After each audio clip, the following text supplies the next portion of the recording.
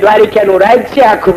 નકરી વાતો જ ક્યારનો કઈ કરે છે, પગ બળશે જોડા નથી લાવવા દેવા લેવા કઈ વસ્તુ નથી લાવવા. પ્રેમથી પોચ્યું લીધું હાથમાં અને પોચ્યું લેવાના સમયમાં સાંભળી લે પરીક્ષિત.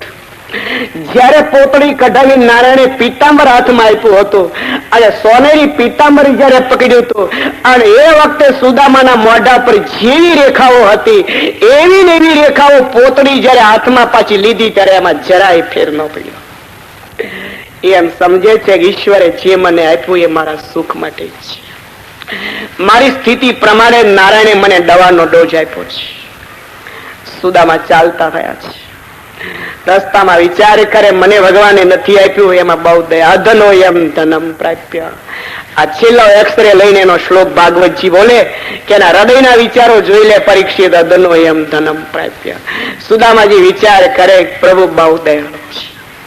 મને જો રૂપિયા આપ્યા હોત તો મારું ફૂટલ ભાગ છે એ ભાગમાં પૈસો કઈ રહેત નહીં અને કદાચ પૈસો રહેત તો મારું કર્મ એવું છે એટલે નવા બીજા ખોટા કર્મ ઉભા કરત. એટલે મને દયા કરીને ભગવાને કાંઈ નથી આપ્યું. મને બહુ સુખ્યો કર્યો પ્રભુએ. આ સ્થિતિ આપણા જીવનમાં આવતા તો કેટલાય વર્ષો વયા છે.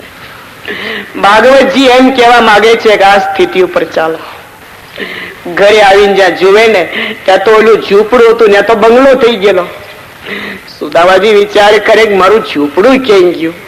લાગે છે કે દ્વારકાધીશ ના દર્શન કરવા ગયો એમાં પૂછ્યું તો પાછું આવ્યું પણ બૈરું ઝૂંપડું સો પૂછાઈ ગયા લાગે છે. પરીક્ષિત જોઈ લે એના હૃદયનો બીજો એક્સરે તને બતાવી દઉં કે જયારે સ્ત્રી નો દેખાણી ઝૂંપડું જયારે ન દેખાણું ત્યારે સુદામાના હૃદયમાં એક આનંદનો હિલોળ ઉછળ્યો કે નારાયણ કેટલો દયાળુ. અત્યાર સુધી ઝૂંપડી હતી પત્ની હતી એટલે ચિંતાઓ રહ્યા કરતી હતી. લાગે છે ભગવાને બેને દુઃખમાંથી છૂટા કર્યા. મારી પત્નીને ઉઠાવી કેટલો એ પત્ની સુખી થઈ ગઈ અને એ પત્નીનો ભૂખમરો મારે જોવો મળ્યો એટલે ઈશ્વરે મને સુખી કરી દીધો. અરે મેં બે જણા શાંતિથી મારી સુશીલા ભગવાનના ચરણારવિંદમાં એના નામનું સ્મરણ કરશે અને હું અહીંયા નવરો થઈ ગયો છું એટલે એના નામનું સ્મરણ કરીશ. મારી ઉપર બહુ દયા કરી છે. આનું નામ છે ભક્તિની પરાકાષ્ઠા કે રાજી હું મેં ઉસી મેં જીસમે તેરી રજા. જેમાં મારો શ્યામ સુંદર રાખે એમાં હું સુખી થઈને રહેવા ઈચ્છું છું. સુશીલા દોડતા આવ્યા છે, સુદામાજીને પગે લાગ્યા છે અને વાત કરી છે કે ભગવાનની કૃપાનું ફળ છે. તો પરીક્ષિત સુદામાજી મહેલમાં રહ્યા, સુદામાજી દાસીઓની સાથે રહ્યા, સુદામાજી સુશીલાની સાથે રહ્યા, પણ જ્યાં સુધી જીવ્યા છે ત્યાં સુધી સુદામાજી એમ સમજતા રહ્યા છે કે આ મહેલ જો હોય, આ દાસીઓ જો હોય, આ સુખ જો હોય ઓઈ દ્વારકાધીશનું પ્રારબ્ધ છે. મારું પ્રારબ્ધ મારી પોતળી મારી લાકડી છે. તો પૂજા કર્યા પછી હંમેશા પોતળીને લાકડીને પોતે પગે લાગતા. અંતમાં દશમ સ્કંદની સમાપ્તિ કરતા ટૂંકમાં યદુવંશનું વર્ણન કરી પરમાત્માના નામના સ્મરણની સાથે દશમ સ્કંદની સમાપ્તિ કરી છે. સ્વામિનારાયણ સ્વામિનારાયણ સ્વામિનારાયણ સ્વામિનારાયણ.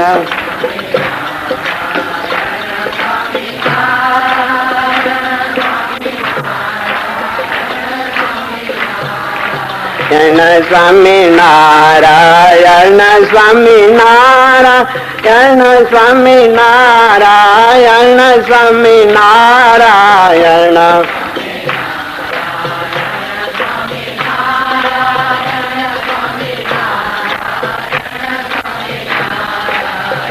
સ્વામિનારાયણ સ્વામિનારાયણ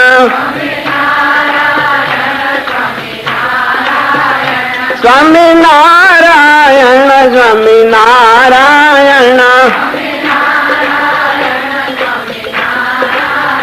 સ્વામિનારાયણ સ્વામિનારાયણ સ્વામિનારાયણ. લક્ષ્મીનારાયણ લક્ષ્મીનારાયણ લક્ષ્મીનારાયણ લક્ષ્મીનારાયણ.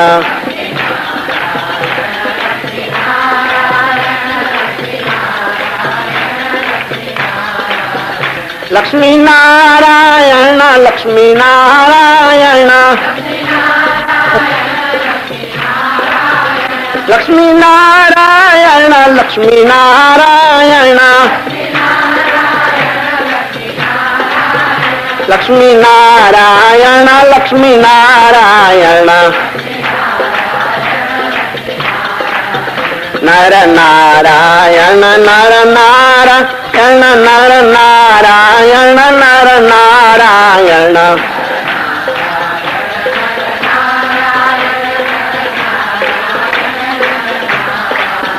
નર નારાયણ નર નારાયણ નર નારાયણ નર નારાયણ નર નારાયણ નર નારાયણ નર નારાયણ નર નારાયણ નર નારાયણ નર નારાયણ. બોલો સ્વામિનારાયણ ભગવાન.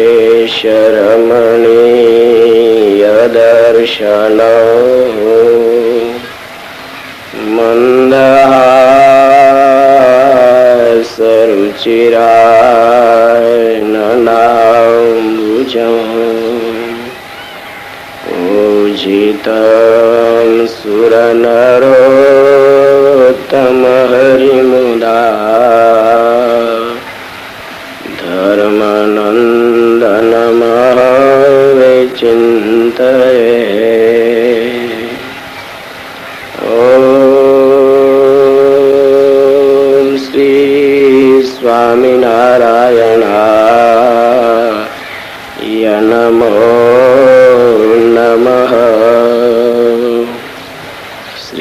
પૂર્ણ પુરુષોત્તમાય ઘનશ્યામાય નીલકંઠાય શ્રી સહજાનંદ સ્વામીને નમો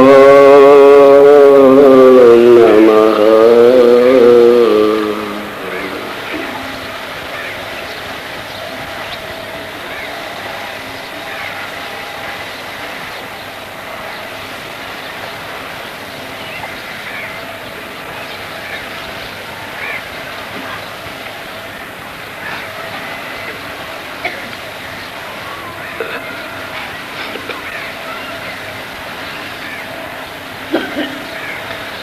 બોલો સ્વામિનારાયણ ભગવાનની.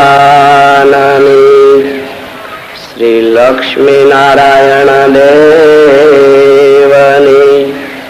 શ્રી નરનારાયણ દેવની.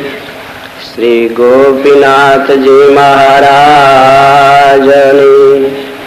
શ્રી બાલકૃષ્ણલાલ કી. ઓમ નમઃ પાર્વતી પતે. હર હર મહાદેવ. શ્રી શુકવાચ કૃત્વા દૈત્ય વધં કૃષ્ણ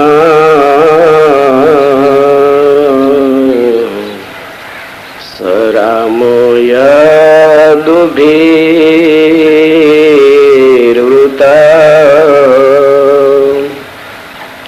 ભુવ તારયદ ભારમ જવિષ્ટમ જનયન કલિમા. શુકદેવજી સાવધાન કરે છે રાજા. જીવોના કાર્યને વાસ્તે મનુષ્ય કાર્ય જેનું પ્રાગટ્ય છે, આવા પરમાત્મા દ્વારિકામાં નિવાસ કરે છે. પરમાત્માના પ્રાગટ્યનો હેતુ છે જીવાત્માઓ સુખ અને શાંતિના ભોગતા બને. પરમાત્માના પ્રાગટ્યનો ઉદ્દેશ છે જીવાત્માઓ સામીપ્યપણાની મુક્તિને પામે. જીવાત્માઓને મેળવવા જેવું જો તત્વ હોય તો પરીક્ષિત પરમાત્માનું સામીપ્યપણું છે. સુખદેવજી બોલે છે કે રાજા, સમય પછી સમય જતા પૃથ્વીના ભારભૂત રાજાઓનો સંહાર કરી જે કાર્ય પરત્વે મનુષ્ય શરીરનો સ્વીકાર કર્યો હતો, એ કાર્ય પરમાત્માનું સમાપ્ત થાય છે. પરીક્ષિત એક દિવસના સુમારે યદુવંશી કુમારો સાંબને સ્ત્રીનો વેશ કઢાવી પિંડારકમાં ગયા છે. ભાગવતજીની આ અંતિમ લીલા છે.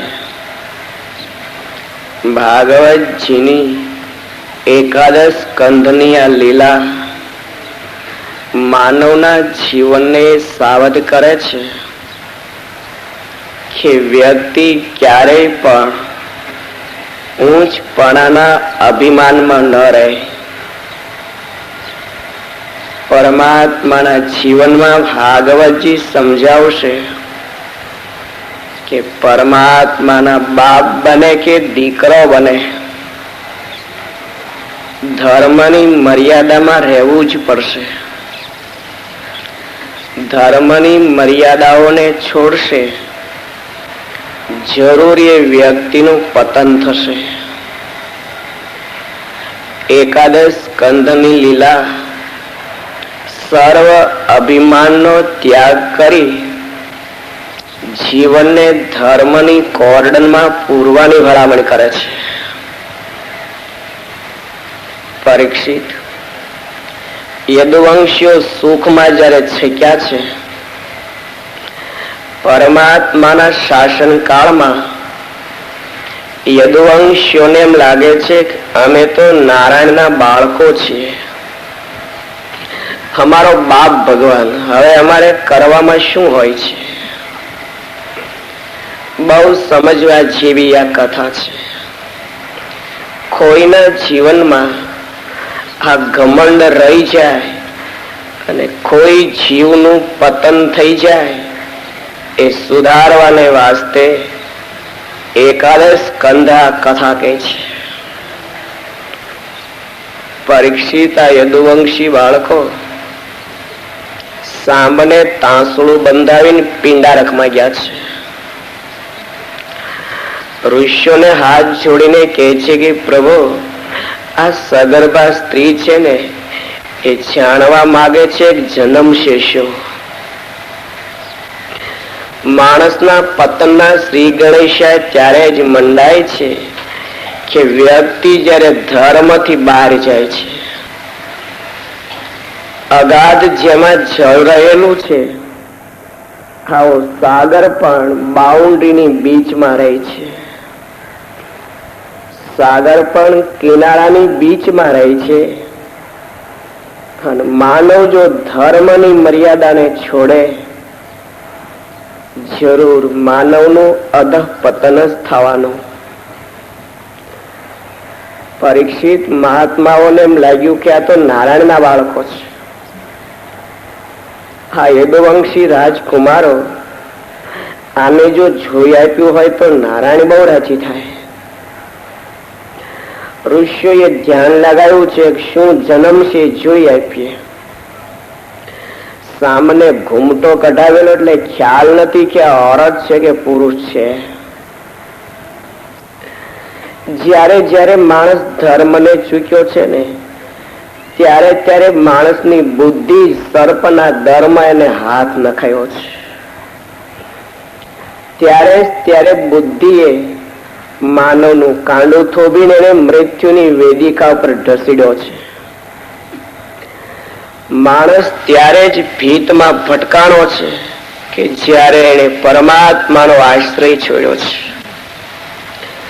ભગવાન સ્વામિનારાયણ સમજાવતા કે મનુષ્ય શરીરમાં બિરાજતા સર્વેશ્વરમાં ભગવત પાણાનો જે ભાવ લાવવો એ બહુ કઠિન છે.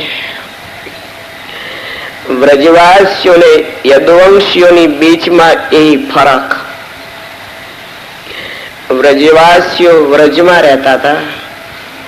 ભાગવતજીમાં કથા નથી કે વ્રજવાસીઓને ભણવા વાસ્તેની નિશાળો હતી એમ, પણ યદુવંશીઓની કથામાં આવે છે.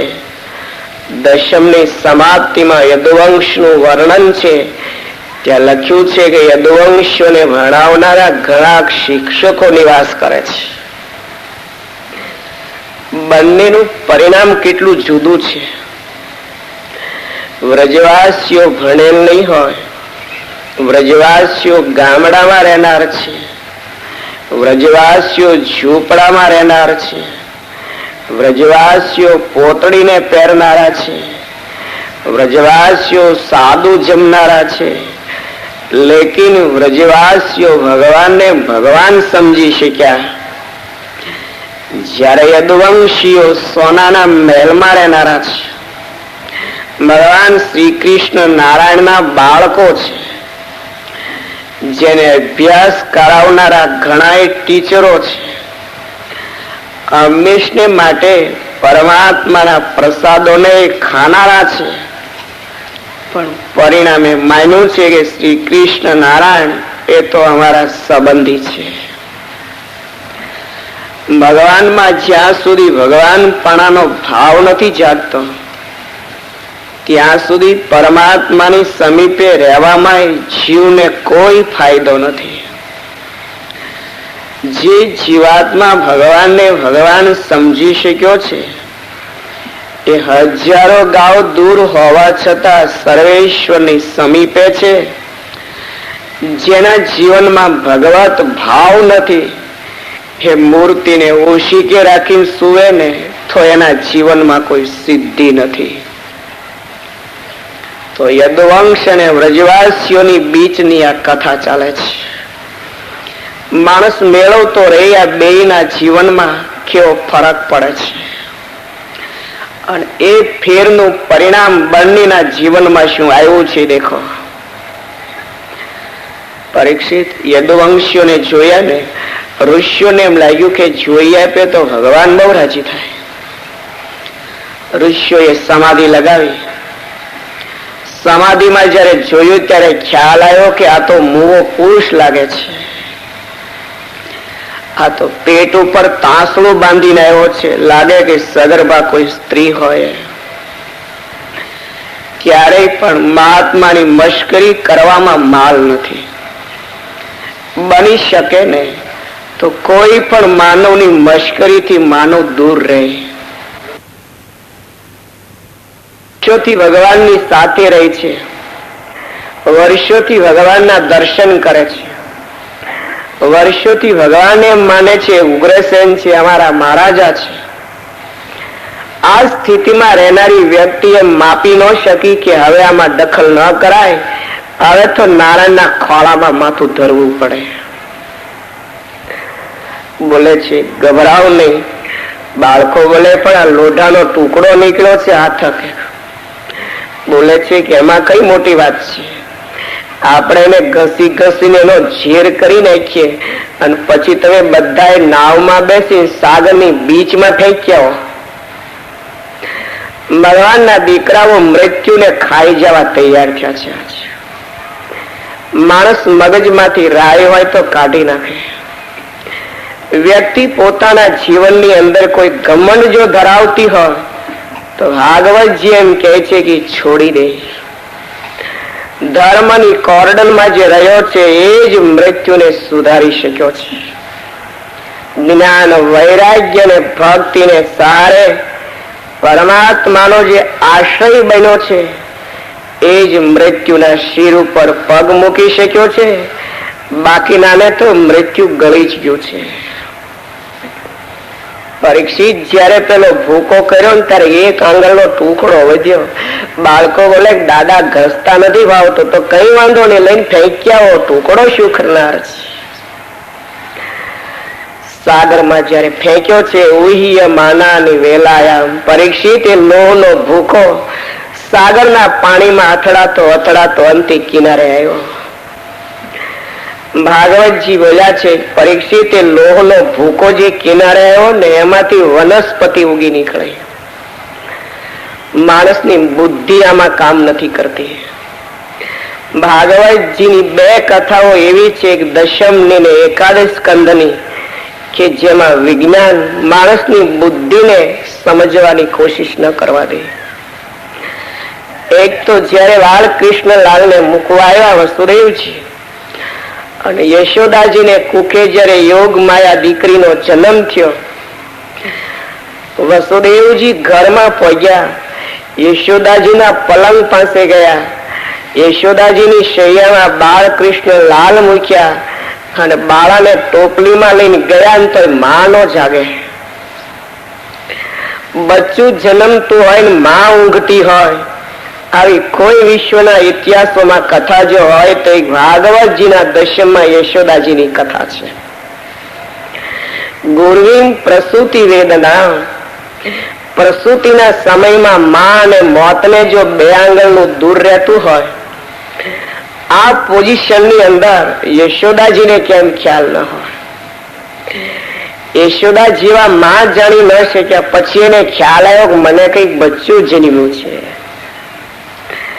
અને બીજો ચમત્કારી પ્રસંગ એકાદશ સ્કંદમાં કે ગમે એવું કઠણ બિયારણ હોય ને તો જમીન અને પાણીનો યોગ થતા એમાંથી અંકુર ફૂટે છે.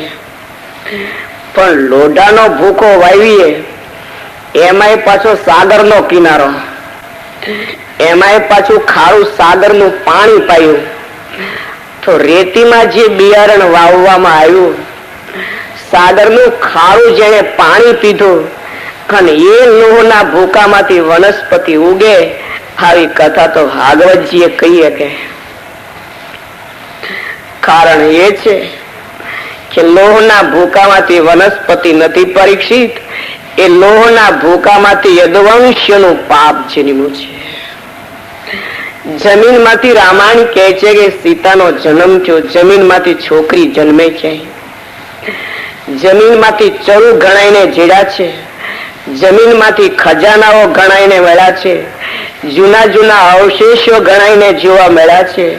પણ જીવતું બચ્ચું જમીનને ખેડતા જો નીકળ્યું હોય તો એક રામાયણ એમ કે છે કે અમારી કથામાં નીકળ્યું છે. તો દેખાય છે સિદ્ધાંત કે હોય તો રાવણનું મોત જન્મ્યું છે. મહાભારતની કથા બોલે છે કે અમારામાંથી દ્રૌપદી જન્મ્યા છે, યજ્ઞ કુંડમાંથી જન્મ્યા તો યાજ્ઞસેની નામ આપવામાં આવ્યું છે. રામાયણે શીખવાડ્યું કે દશરથજીને પુત્રની ઈચ્છા થઈ તો યજ્ઞ નારાયણે પાયસાન આપ્યું, રાણીઓએ ખાધો, ગર્ભ રહ્યો, પછી બચ્ચાનો જન્મ થયો. બહુ લાઈન ટુ લાઈન વાત બતાવી. પણ મહાભારત તો સીધો દુબકો મેર્યો કે અગ્નિકુંડમાં શ્રીફળ જયારે હમાય છે ત્યારે એમાંથી દ્રૌપદી બચ્ચી બહાર આવી છે. ભડભડતા અગ્નિમાંથી જેનો જન્મ થયો હશે તો લાગે છે દ્રૌપદી રસોઈ કરતા હશે ત્યારે હાણસી તાવેતાની જરૂર નહીં પડતી હોય. એ તો યજ્ઞ કુંડમાંથી જન્મ્યા છે, દાસ્તા કેમ હોય? દેખાય છે કે દ્રૌપદી કૌરવોના પાપ રૂપે મોત રૂપે જન્મ્યા છે. તો એકાદશ સ્કંદ એમ શીખવાડવાની મહેનતમાં છે પરીક્ષિત, અશક્ય ને શક્ય બનાવનારું કોઈ તત્વ જો હોય તો એ માણસનું પાપ છે. માણસનું જે કર્મ છે અશક્ય ને શક્ય બનાવે છે અને માણસનું પાપ પછી ભોમાંથી ભાલું પેદા કરે છે. ત્યારથી લોકમાં કહેવત થઈ છે કે ભોમાંથી ભાલાનો જન્મ થયો. આ સાગરને કિનારે જે ભૂકો હતો એમાંથી યદુવંશીઓનું પાપ જે ઉગી નીકળ્યું હતું, લોકોએ કહેવત કરી છે કે ભોમાંથી ભાલા નીકળ્યા. માણસ બહુ સમજીને આગળ કદમ મૂકે, પરમાત્માના આશ્રયને સ્વીકારી જીવનને સમજીને પગલા જો ભરશે તો હરકત નહીં આવે. નહીં તો શ્રી કૃષ્ણ નારાયણ જેના લીડર છે એને વાસ્તે પણ મોત જો લોહમાંથી જન્મતું હોય તો માણસને નહીં છોડે. પરીક્ષિત બાળકો આવ્યા, ઉગ્રસેન મહારાજને એમ કે છે દાદા એ ભૂકોને તો અમે નાખ્યા છીએ. તો બસ હવે વાત છે ખોના બાપની ગુજરાત કરો, મજા આવે. ભગવાનને આ સમાચાર મળ્યા, પરમાત્માનું મન થોડુંક નારાજ થયું. પ્રભુને વિચાર આવ્યો કે યદુવંશીઓનો સંહાર તો થશે, પણ વાત તો એ છે કે લોકો ઇતિહાસમાં એની નોંધ લેશે કે યદુવંશીઓ કમોતે મર્યા છે. મોત તો માનવ માત્ર ને વાસ્તે છે. જિંદગી और મરણ એ કોઈ ભિન્ન ચીજ નથી. જિંદગી કે મરણ છે એ તો એક દોરડું છે, એની રસીઓ છે, એ હંમેશને માટે સાથે જ રહે છે. તો મૃત્યુ છે આશ્ચર્યની બાબત નથી. મૃત્યુ એ શાસ્ત્રોમાં નોંધ કરવાની બાબત નથી. મૃત્યુ એક દેશ કે ઘરની બાબત નથી. મૃત્યુ જો વ્યક્તિની બાબત હોય તો એમાં આશ્ચર્ય શું છે? આશ્ચર્ય તો એ છે કે જેનું જીવન કમોતે મરે. જે યદુવંશીઓની સ્થિતિ કે જે મૃત્યુની પાછળ મોક્ષના બિયારણ મળી જાય છે એનું નામ કમોત છે. મૃત્યુ તો સારા એ માનવ માટે છે, પણ મૃત્યુ ભોગવ્યા પછી માણસ બીજા જન્મમાં જાય છે તો પૂર્વ જન્મના કંઈક સુકૃતો હોય છે, એ સુકૃતોને સારા રાહ ઉપર ઢસડે છે. પણ જેના જેના જીવનમાં યદુવંશીઓના જેવું મોત થયું છે એનું નામ છે જીવનો નાશ થઈ ગયો. ભગવાન સ્વામિનારાયણ કહેતા કે ભગવાન અને ભગવાનના ભક્તનો જો દ્રોહ કરે તો જીવનો નાશ. એનું નામ છે કમોત. કે જેમાંથી મોક્ષના બિયારણો બળ્યા, જેને બીજા જન્મની અંદર સુધરવાની બુદ્ધિ નહીં મળે, જેને સરળ થવાના વિચારો નહીં મળે, જેને સત્સંગનો યોગ નહીં મળે, જેને સર્જનહારનું ચરણારવિંદ નહીં મળે, જેને કોઈ સંતનો સમાગમ નહીં મળે, એ વ્યક્તિને સમજી લેવું કે મારા મોક્ષના બિયારણો બળી ગયા છે, મારા જીવનો આ નાશ છે.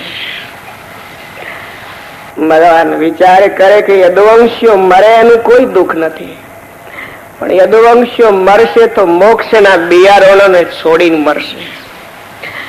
ભગવાન બોલે છે કે યદુવંશીઓ તમે આવું કર્યું, તમે મને વાત બી નહીં કરી. એક કામ કરો, હવે તમે પ્રભાસમાં જાઓ અને ત્યાં યજ્ઞ કરો, ઋષિઓને રાજી કરો, ઋષિઓના પગમાં શિર ધરી ધરી કરેલા પાપનું પ્રાયશ્ચિત કરો. મોત ભલે થાવ એ બાણથી, એ લોહના ટુકડામાંથી મોત ભલે આવી જાવ, પણ મોક્ષના બિયારણ ન બળી જાય એટલું ધ્યાન આપો. પરીક્ષિતજીની કથા ભાગવતજી એમ દ્વાદશ સ્કંદમાં કહે છે કે પરીક્ષિતજીને તક્ષ દંશની જે ક્રિયા હતી એ કોઈ નથી મટાડી શક્યું. ગંગાજીનો પવિત્ર કિનારો હતો, 88,000 ઋષિઓની કોર્ડન હતી, સુખદેવજી જેવા મહાન ભગવત સંત સામે બિરાજેલા હતા. 7 દિવસની ભાગવતજીની કથાનું શ્રવણ કરવાથી પરીક્ષિતજીના જીવનમાં બ્રહ્મ સ્થિતિ પ્રાપ્ત થઈ ગયેલી હતી. માંસાહારી શરીર હોવા છતાં એની દ્રષ્ટિમાંથી દિવ્ય ભાવના શરૂ થઈ હતી, લેકિન સર્પ કરડવાની જે ક્રિયા હતી એ નાબૂદ નથી થઈ. તો સર્પથી મોત તો થયું, શરીર તો પરીક્ષિતજીનું બળ્યું છે, પણ ભાગવતજી એમ કીધું છે કે એનું મોત એને સુધાર્યું, એને મોક્ષ લીધો છે. તો ભગવાન વિચાર કરે કે મૃત્યુ છો મુશલથી થાવ, મૃત્યુથી છોડાવા નથી, પણ મોક્ષના બિયારણો જ્યાં બળી જાય છે ઠીક થતું નથી. બરાબર કરી છે તમે જાઓ. યદુવંશીઓ બોલે છે ભલે પ્રભુ અમે જઈએ ત્યાં શેઠની શિખામણ ચાપા સુધી. માણસના જીવનનું પતન પછી કોઈના સારા શબ્દોને કાન નીચે ન ઉતરવા દે. એ બુદ્ધિ જ પછી એમ કે આને શું ખબર પડે, આ તો પાગલ થઈ ગયેલો છે, અમારા જેવા ભણેલા ગણેલા ને વળે આ કહેવાયો છે. બોલે તમારી દાઢી અમે જો ધોળી થઈ ગઈ છે, તમે પાકલ કહેવાય, પોણા ભાગની તો વહી ગઈ. માણસ એમ માને છે કે હવે તો હું જ ડાયો છું ઓર સબ દુનિયા મૂર્ખ છે. વ્યક્તિ એમ માને છે કે હું જાઉં છું એ જ રસ્તો સાચો છે, દુનિયા જે કહે છે वो તો આંધળી છે, ખોટે રસ્તે દોડે છે. માણસ પછી માને છે કે મારી જ માન્યતા સાચી છે, લોકો તો અંધ પરંપરામાં દોડ્યા જાય છે, આ લોકોનો તો આંધળા ધુબકાઓ છે. કોઈની વાત પછી એને ગળે નહીં ઉતરે. શ્રી કૃષ્ણ નારાયણની વાત ગળે જો યદુવંશીઓને ન ઉતરી હોય, એક બાપ તરીકે એક વડીલ તરીકે જો વાત ગળે ન ઉતરી હોય, તો પછી સમાજની વાત માનવને ગળે ક્યાંથી ઉતરવાની? એનું ગળું જેને એવું બંધ કરી દીધું છે કે એવા સાત્વિક વિચારોને પ્રવેશ જ મળતો બંધ થઈ ગયો. એની બુદ્ધિ જેવી બની ગઈ છે જેમ ઉનાળાના સમયની અંદર પવન જયારે ઉપરથી પસાર થાય છે ત્યારે ગરમ થઈને પછી બહાર નીકળે છે, એમ જેની જેની બુદ્ધિમાં એ શબ્દો જાય ને તો એ બુદ્ધિની અંદર રહેલા જે પરમાણુ એ શબ્દને વિપરીત દિશામાં સામે લાવી દે. પરીક્ષિત યદુવંશીઓ ગયા છે તો ખરા, પણ પ્રભાસને કિનારે જઈ અને વિલાસ ભોગવવા મળ્યા. વિચાર કર્યો છે કે નારાયણ તો બોલ્યા કરે, એમાં શું વિચારવાનું હોય છે? જીવનો સ્વભાવ છે ને ઘોડા ગાડીના ઘોડા જેવો થઈ ગયો. શહેરમાં ઘોડા ગાડીનું ઘોડું હોય ને આગળ પાછળ હોર્ન વાગ્યા જ કરતા હોય, પણ ઘોડું એમ માને કે આમાં કાંઈ બીવાની જરૂર નથી, આ શહેરમાં તો હોર્ન વાગ્યા જ કરતા હોય. ગામડાનું જ ઘોડું ભડકે, શહેરનું તો જાણી ગયું આમાં બીવાય જ નહીં, ભડકાય નહીં. એમ જીવ એમ માને છે કે શાસ્ત્રો ને સંતો તો હોર્ન માર્યા જ ખરે, આમાં જરાય ગભરાવાની જરૂર નથી.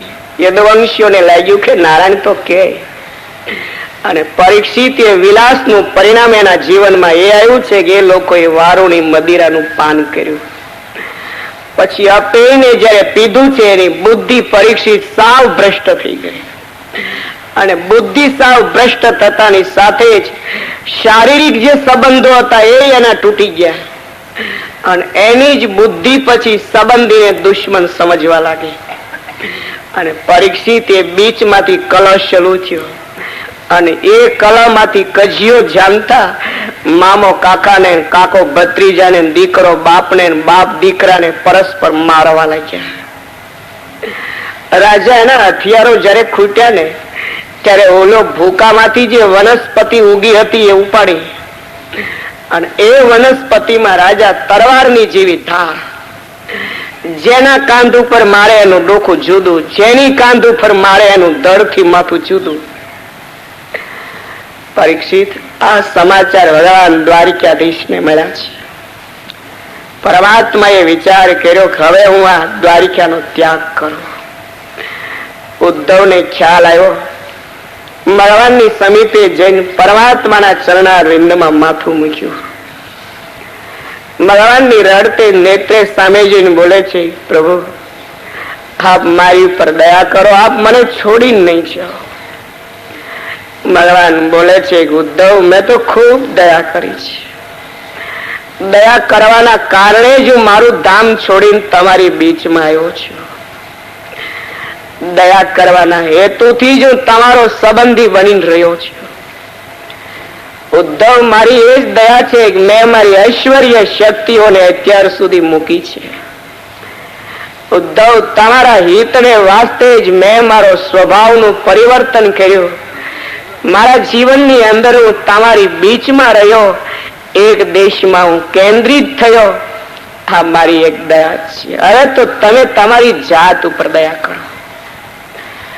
ઉદ્ધવજીને સરસ જ્ઞાન યોગ, નિષ્કામ કર્મયોગ અને ભક્તિ યોગનું ટૂંકમાં દાન કર્યું છે.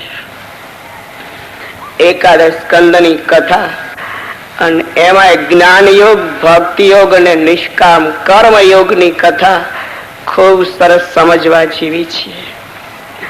પણ સમયના અભાવને કારણે ટૂંકમાં ત્રણેય યોગ આપ્યા છે. ભલામણ કરી છે કે બદ્રિકાશ્રમમાં જાઓ, જ્યાં ભગવાન શ્રી નરનારાયણ દેવ બિરાજે છે એની સામીપ્યમાં નિવાસ કરજો. ઉદ્ધવ નિરાશ બની ગયા છે. ઉદ્ધવને એમ લાગે છે કે હું બદ્રિકાશ્રમમાં કેમ પહોંચીશ. માગણી કરી છે, પ્રભુ મને કંઈક અવલંબન આપો, હું જીવીશ કેમ. રામાયણમાં ભરત જયારે નિરાશ થયા છે ત્યારે રામે એની ચરણ પાદુકા આપી છે. ભાગવતજીમાં ઉદ્ધવ જયારે નિરાશ બન્યા છે ત્યારે ભગવાન દ્વારિકાધીશે પાદુકાઓ આપી છે. અને ભગવાન સ્વામિનારાયણે તો અનેક સંત અને સત્સંગીઓને છાતીમાં ચરણારવિંદ આપ્યા છે. ભગવાન સ્વામિનારાયણનો સમકાલીન સમય એમ લાગે છે કે એને દયાના કિનારાને પણ મૂકી દીધો હોય. દયા તો હતી, ભગવાન શ્રી હરિની દયા તો કિનારા બાર હોય ગઈ. કઈ ખાજે સારા સારા સત્સંગીઓ અને સંતોના જીવનમાં આજે ભગવાન સ્વામિનારાયણની પાદુકાઓ ચરણારવિંદો છે. દેખીએ યદુવંશીઓને આ જાર શિકારીની બીચનો ફરક. જ્યારે ત્યાં આવીને જોવે તો ભગવાનના બાલ પ્રદેશમાંથી લોહીની ધારા જાય. શિકારીને ખ્યાલ આવ્યો કે આ તો ભગવાન દ્વારિકાધીશ લાગે છે, આ તો સર્વનો જીવન પ્રાણ લાગે છે. મારી ભૂલ થઈ કે મેં નારાયણની ભાલ પ્રદેશમાં બાણ માર્યું. ધનુષ અને બાથાને છોડી અને જ્યારે શિકારીએ નારાયણના ચરણારવિંદમાં માથું મૂક્યું છે, ભગવાન એના શિર ઉપર હાથ મૂકે છે. બહુ ચમત્કારી આ કથા. એવી જ કથા સત્સંગી જીવનમાં ચમત્કારી છે. જોબન પગી આવે, ભગવાન સ્વામિનારાયણ શિર ઉપર હાથ મૂકે. એક બાજુ શાસ્ત્રો બોલે છે કે ઊંધે માથે તપ કરો, સાધનાઓ કરો, કેટલાય વ્રત કરો, ઉપવાસ કરો, માણસને મરી જવાની વળામણ કરતા ગયા. આ લોકો એના માથા પર હાથ મૂકીને કહે છે કે જાઓ, તમે જરાય નહીં ગભરાઓ, તમે મારા ધામમાં જનારા છો, તમને મોક્ષ આપું છું. મારનારાને મોક્ષ મારા, તો પછી આપણે ધોખો જ લેવો જોઈએ ને ભગવાન માટે? આપણે શા માટે ભૂખ્યું રહેવું જોઈએ? તો પછી માણસો તો કર્મને ખપાવાને વાસ્તે કેટલાય ભયાનક તપ કરે છે, વર્ષો સુધી વ્રત અને ઉપવાસો કરે, છતાં ભગવાનનું વિમાન નથી આવતું. આશા રાખીને બેઠા રહીએ, જન્મો વયા જાય. અને આજે નારાયણને જે મારનાર તત્વ છે એ ઝાડના શિર ઉપર હાથ મૂકીને દ્વારિકાધીશે બોલ્યા છે, જ્યાં તું જરાય નહીં ગવરા, હું તારે મારું ધામ આપું છું. આમાં કારણ ક્યાં છે? બુદ્ધિજીવી માણસને એમ લાગશે કે આવા શિકારીને ભગવાન જો ધામ આપતો હોય તો આપણે ભગત થવાની શી જરૂર? બીચનું કારણ તો ચિંતવન કરતા એમ દેખાય છે કે ભગવાનને જાર શિકારી જે સ્વયં ભગવાન સમજે છે, એની આંખમાં દેખાય છે કે આ સ્વયં જગતનો બાપ બેઠો છે.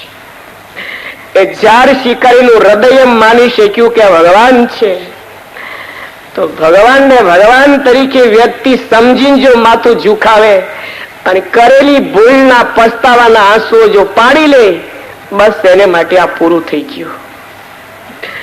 આપણામાં મૂર્તિમંત ભાવ નથી, મૂર્તિ ભાવ છે.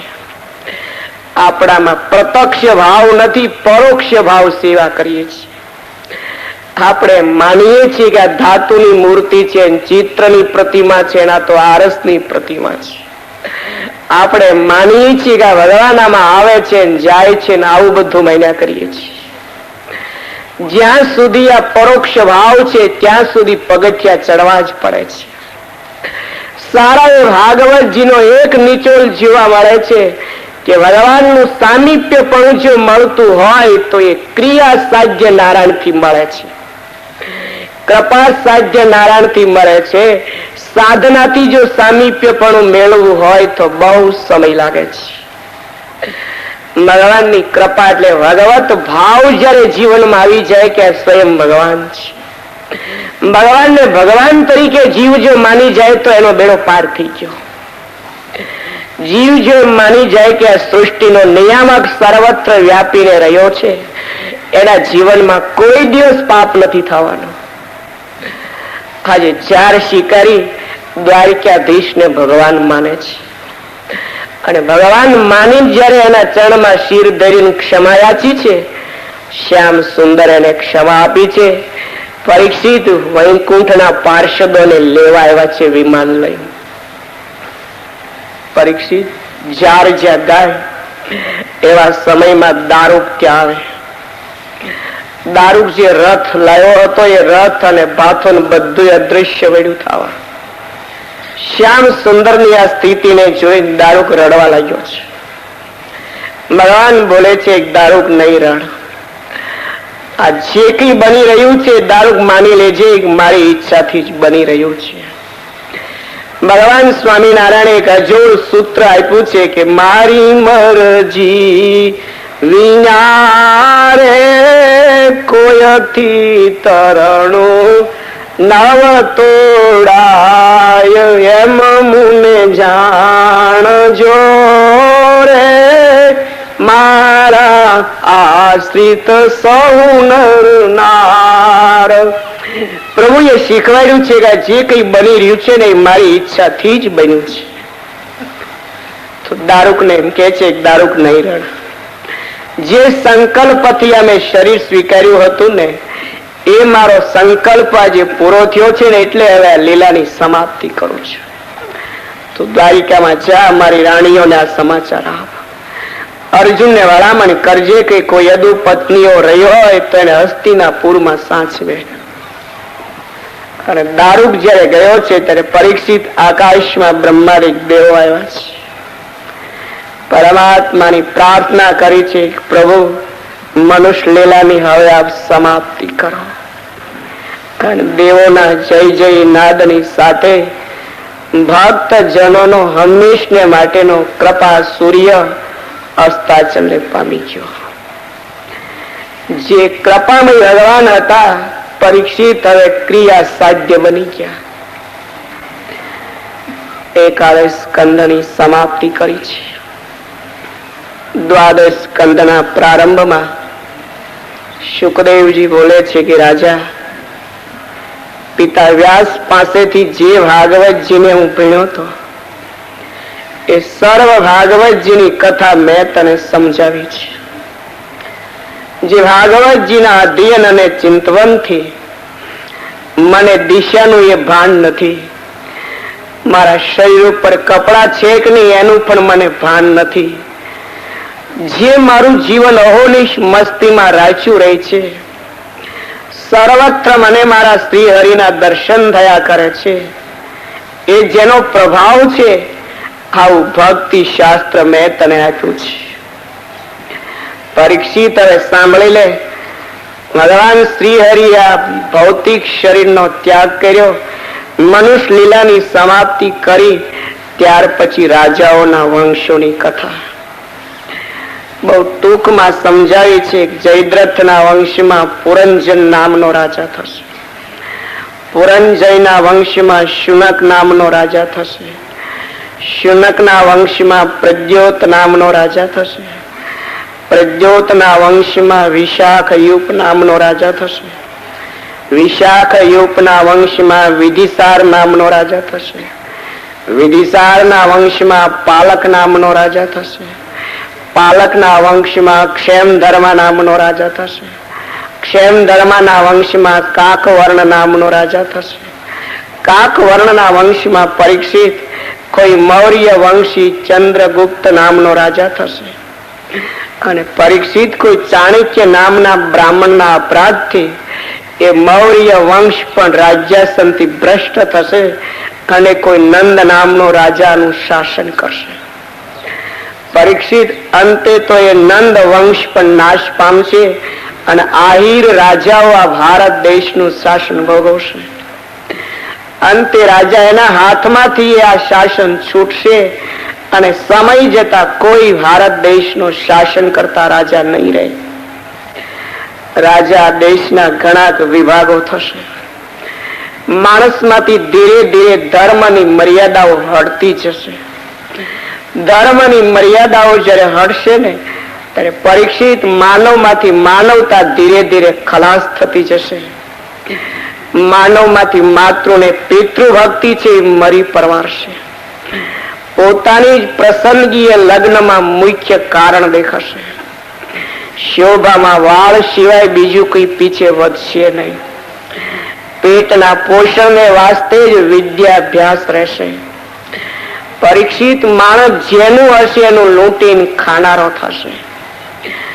જેમ જેમ સમય આગળ જશે ને, તેમ તેમ માનવ માનવતાથી હીન બનતો જશે, અને માનવ માનવતાથી હીન જ્યારે બનતો જશે, ત્યારે માનવની જે આયુષનો ક્રમ છે કળયુગનો, એને ધીરે ધીરે અધારમાં કાપ મૂકતો જશે, અને અંતમાં 20 થી 30 વર્ષની આયુષને ભોગવી માણસ મોઢામાં ધકેલાઈ જશે. પરીક્ષિત જયારે આ પોઝિશન આવશે, ત્યારે ફરી સંભલપુર નામના ગામમાં વિષ્ણુયશ નામના બ્રાહ્મણને ત્યાં ભગવાન શ્રી કલ્કી નારાયણનું પ્રાગટ્ય થશે, અને દુષ્ટ પ્રાય જે પ્રજાઓ છે એનો સંહાર કરી ફરી પૃથ્વીના પેટાળ પર ધર્મની સેતુની સ્થાપના કરશે. પરીક્ષિત, મેં તને ટૂંકમાં સમજાયું છે. હવે તારી ઈચ્છા હોય તો મને કે વિશેષ તારે શું સાંભળવું છે. અને પરીક્ષિત, આટલા શ્રવણથી તારા જીવનને જો સંતોષ મળ્યો હોય, તારા મનમાંથી મૃત્યુનો ભય જો વયો ગયો હોય, તારી દ્રષ્ટિમાં હવે જો શ્રી નારાયણ આવીને બિરાજી ગયા હોય, તો પછી મને રજા આપ. જ્યાં સુધી હું હોઈશ ને ત્યાં સુધી તક્ષક નહીં આવે. શુકદેવજીએ જયારે રજા માગી છે, ત્યારે સૂત પુરાણી બોલે છે કે હે શૌનકાદિ ઋષિઓ, જેણે બ્રહ્મમય દ્રષ્ટિ આપી છે, જેણે પરમાત્માનું ચરણારવિંદ આપ્યું છે, જેણે 7 દિવસની અંદર મોક્ષના અધિકારી કરેલ છે, આવા પરીક્ષિત એ ગુરુને કેમ કહી શકે કે આપ જઈ શકો છો? રડતે નેત્રે પરીક્ષિતે શુકદેવજીનું પૂજન કર્યું છે. માગણી કરી છે, ગુરુ આપે મને બ્રહ્મ જ્ઞાન નહીં પણ બ્રહ્માકારે દ્રષ્ટિ આપી છે. જ્ઞાનનો નિચોડ એ છે કે ભગવાનના ચરણાર વિંદમાં પ્રેમ થાય. ગુણિનામ ગુણવત્તાયામ જ્ઞેયમ હેતત પરમ ફલમ કૃષ્ણે ભક્તિ ચ સત્સંગો ન્યથા યાંતિ વિદોત્યરઃ. ભગવાન સ્વામિનારાયણ નું એ છેલ્લું જજમેન્ટ. તો એ પરીક્ષિત બોલે છે કે મને જ્ઞાન નહીં, મને પરમાત્માનો સાક્ષાત્કાર કરાયો છે. મારી દ્રષ્ટિમાં મને શ્યામ સુંદર હવે દેખાય છે. મને મૃત્યુનો જરાય ભય નથી રહ્યો. રાજાના શિર ઉપર હાથ મૂકી શુકદેવજી આકાશ માર્ગે ચાલ્યા રહ્યા છે. સૂત પુરાણી બોલે છે કે ઋષિઓ પરીક્ષિતજી નો મોક્ષ જોવાને વાસ્તે 88,000 ઋષિઓ બેઠા છે. તક્ષક નામનો સર્પ બરાબર જયારે એનો સમય થયો છે ત્યારે કશ્યપ નામના બ્રાહ્મણને પાછા વાળી અને બરાબર ટાઈમ ટુ ટાઈમ પરીક્ષિતજીની સામે આવીને ફૂંક માંડી છે કે પરીક્ષિત, હું શમિક બાળક જે શૃંગી એના શ્રાપ ભો તક્ષક તારી સામે હાજર થાઉં છું. અને ઋષિઓ પરીક્ષિતે તક્ષકની સામે જયારે આંખ માંડી છે તો આજે પરીક્ષિતજીને તક્ષક નથી દેખાતો, આજે પરીક્ષિતજીને કાળ નથી દેખાતો, પરીક્ષિતજીને આજે સર્પની અંદર હવે ઝેર નથી દેખાતો. પરીક્ષિતની દ્રષ્ટિમાં હવે કાળમાં પણ એને શ્યામ સુંદર દેખાય છે. આજે પરીક્ષિતને પણ એ સાપની અંદર પોતાનો સર્જનહાર દેખાય છે. કાળ એ સર્પનું સ્વરૂપ છે ને સર્પ એ કાળનું સ્વરૂપ છે, પણ પરીક્ષિતને આજે એ તક્ષકની અંદર સર્વેશ્વર નારાયણ દેખાય છે. તક્ષકની સામે એને હાથ છેડ્યા છે. હવે તો પરીક્ષિત એમ કે છે કે તક્ષક ખુશીથી ડંખ દે મને. તો હું ઈચ્છી રહ્યો છું કે હવે આ શરીરમાંથી છૂટીશ, હું નારાયણના ધામમાં જઈશ. આ પંચભૂતના શરીરમાંથી છૂટીશ, મને દિવ્યતાનું પ્રાપ્ત થશે. આ દુઃખ ભરેલા સમાજમાંથી છૂટીશ, હું શ્યામ સુંદરના ચરણારવિંદમાં જઈશ. આ માયિક સુખમાંથી છૂટીને પરલૌકિક સુખમાં હું જવાનો છું. આજ તક્ષક આજે તારામાં ઝેર છે, મને જો ડંખ દઈશ તો મારું સારું એ શરીર આજે ભગવત કથાથી અમૃતમય બની ગયું છે. આજે તો તું જો મને ડંખ દેશ તો તારું ઝેર બી ખલાસ થઈ જવાનું છે. ઋષિઓ જેને સર્વત્ર શ્રી હરિ દેખાય છે આવા પરીક્ષિતને લેવા વાસ્તે વિષ્ણુના પાર્ષદો આવ્યા છે. ભગવાનના ચરણારવિંદમાં મનને સ્થિર કર્યું છે રાજાએ. અનેક ઋષિઓના જય જય નાદની સાથે પંચભૌતિક શરીરને છોડી ભાગવતી તનુનો સ્વીકાર કરી બેઠેલા ઋષિઓને વંદન કરીને પરીક્ષિત વિમાનમાં બિરાજ્યા છે.